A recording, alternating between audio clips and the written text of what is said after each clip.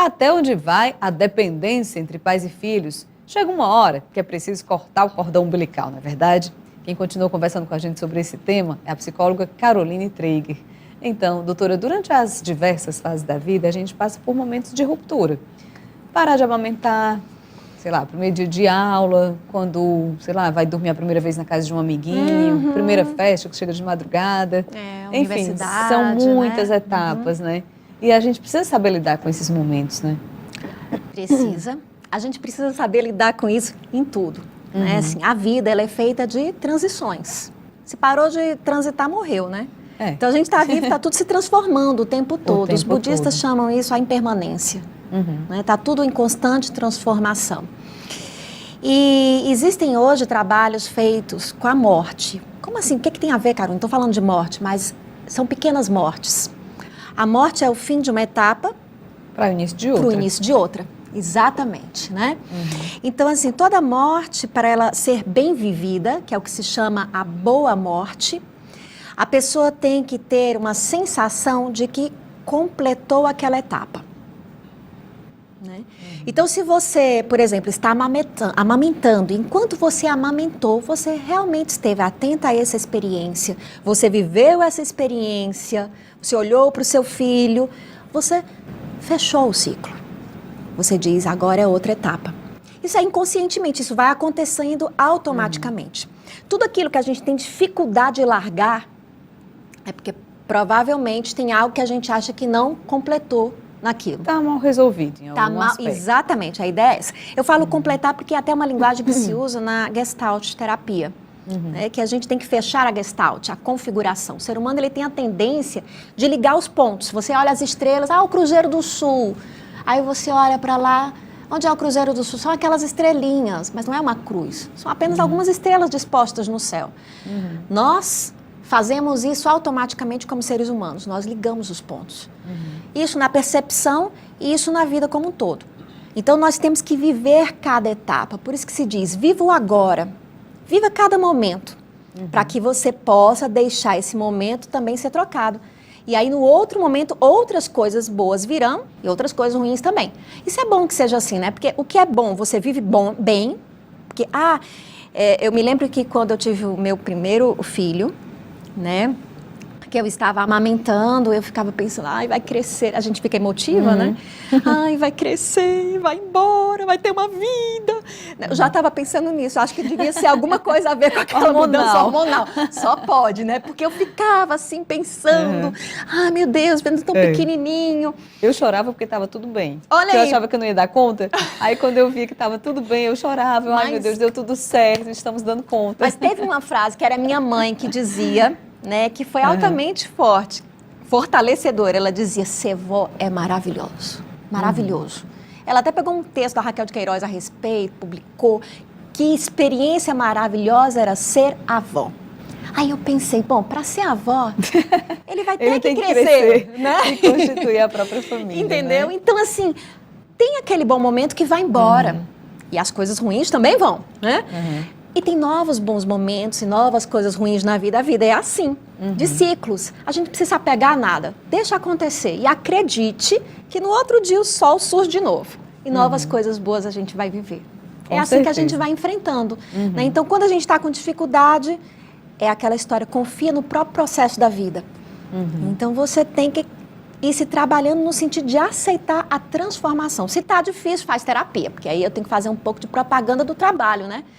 Porque nós psicólogos estamos aqui por causa disso. É verdade, é verdade. E é sempre tão bom, né? A gente tem visto tantos exemplos bacanas. Mas é mesmo, a intenção, eu falei brincando, mas a intenção é que a gente realmente, o ocidental, ele não é muito, ele é um ser humano, ele é muito voltado para fora, extrovertido. Né? Nós somos muito voltados para a sociedade, para o meio. Você vê aí o que nós falamos, as redes sociais e tudo o que o outro está vendo. E nós olhamos muito pouco para dentro, nós somos pouco introvertidos. E eu costumo falar que a psicoterapia é a meditação, pelo menos um treinamento em meditação do homem ocidental. Quando ele vai introverter, ele vai olhar para dentro. né? E ele vai prestar atenção como ele sente aquela experiência. Não é um lugar de conselhos, é um lugar de autopercepção, né? De olhar como eu estou vivendo a vida. O que acontece em mim quando meu filho sai de casa para o trabalho? Está gerando em mim o quê? E aí eu vou tentar trabalhar aquilo ali interiormente com as minhas próprias ferramentas. Exatamente. Né? Como é que eu vou agora reconstruir a minha forma de viver quando ele vai? Falando dessa geração nova, desse modelo novo que está aí, a gente tem ouvido falar muito da geração canguru, né? Esses Sim. filhos que demoram mais em casa. Maria, falta um pouco não tomarem as rédeas da própria vida, né? Ficam naquela relação meio de dependência mesmo, codependência com os pais. Isso. Ali, a lá perder de vista, né? Não é? O que não é de todo bom, né? Não. São jovens imaturos, né? Adultos imaturos, adultos crianças que vão se formando. É interessante. E por que isso acontece? Por que isso tem sido tão prevalente ultimamente? São muitos né? estudos, né? A gente tem que verificar realmente, né? Isso é algo recente que vem acontecendo. Mas uma coisa é certa, o que a gente vê nesse novo modelo familiar, né? Assim, o que na sociedade mudou muito, por exemplo? Um exemplo. Se você olhar para os nossos avós, talvez até os nossos pais, eles são de uma geração, por exemplo, em que o sexo ele é um grande tabu.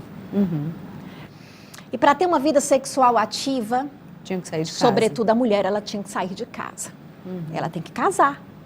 Né? Para ter uma certa independência, ela tinha que casar. Para tomar as próprias decisões, para tudo, né? Isso, para viajar. E hoje não. Tudo né? Isso acontece simultaneamente. E aí o que tem mais, né? Assim, os pais, eu acho incrível como hoje em dia os pais projetam, tem a ver com esse controle também, essa visão.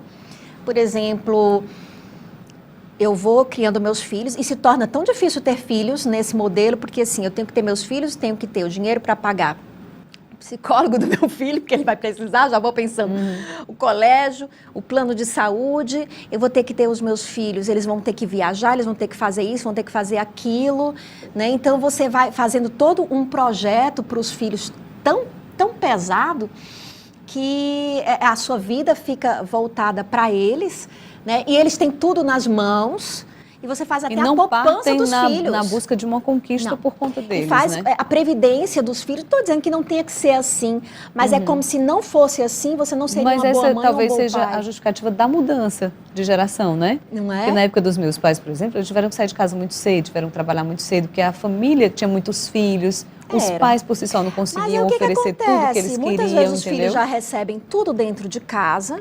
E ainda tem a liberdade de poder ter vida sexual ativa, de viajar, de tudo. De querer ir embora. Pra que essa responsabilidade toda, né? Tão cedo. Não é? Eu vou ter dor de cabeça por quê?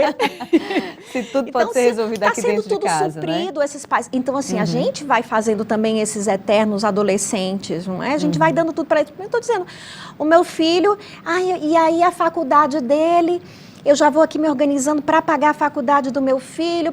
Eu me lembro de ter que estudar e minha mãe botando pressão e dizendo, olha, você vai para a pública, vai para a pública, não né? Faz não. Porque senão não vai ter, Ou não. vá trabalhar para bancar. Isso. No meu caso foi isso. Olha aí. Eu fiz faculdade particular, mas desde o primeiro semestre eu trabalhei e a minha responsabilidade era pagar a mensalidade. Vai fazer o estágio, vai logo. Isso. Né? E hoje não é tudo muito assim dado. Né? Ele tem direito. Eu me lembro que ter um carro era bem difícil, né? Assim, os jovens de classe média, onde acontece muito isso daí, né? Recebem tudo muito de mão beijada. Ai, como é que eu tenho que fazer? Eu não tenho que dar, podendo dar para o meu filho? Você tem que ver, assim, o que você está deixando de viver para você, para poder dar para o seu filho. Quando ele já tem capacidade de conquistar. Exatamente, entendeu? Porque aí, assim, por exemplo, eu dou uma viagem pro meu filho, eu mesma nunca viajei. Né? Então, assim, calma. Eu vou viajar e quando ele puder, ele vai. Isso, né? E não precisa ser uma coisa cruel, né? Se eu puder, claro que eu incluo sempre. Mas a gente tem que ter essa ideia de que o filho tem uma vida pela frente e ele tem capacidade, ele vai poder fazer tudo. As próprias conquistas. Eu acredito. Né? Então, assim, muito assim, o filho vai nessa história de poder sair, viajar e tudo, aí o pai banca a viagem dele todo dia com a namorada, com o amigo, com todo mundo, fica dentro de casa, né? E para ele tá ótimo. Ele não vai sair disso aí nunca. E às vezes é o que os pais querem, né? É que ele não saia disso nunca. Já pensou? Mas aí não sai nunca, a finitude da vida dos pais A acontece sociedade uma hora e ele mostra não o que, vai estar Alexandre? preparado para enfrentar Aí isso. quem é que sofre a consequência? A sociedade, Alexandre. O que é que nós temos? Um bando de crianças governando, crianças mandando, crianças gerindo, porque são adultos Despreparados, né? despreparados. Foi fantástica a conversa com você. Obrigada. Quero te agradecer muito Eu que agradeço por trazer tanto conteúdo pra gente, essa reflexão tão bacana, viu? Obrigada. Tomara que as pessoas que estão nos acompanhando o façam junto com a gente, certo. né? Obrigada mesmo, até uma outra oportunidade, tá bom?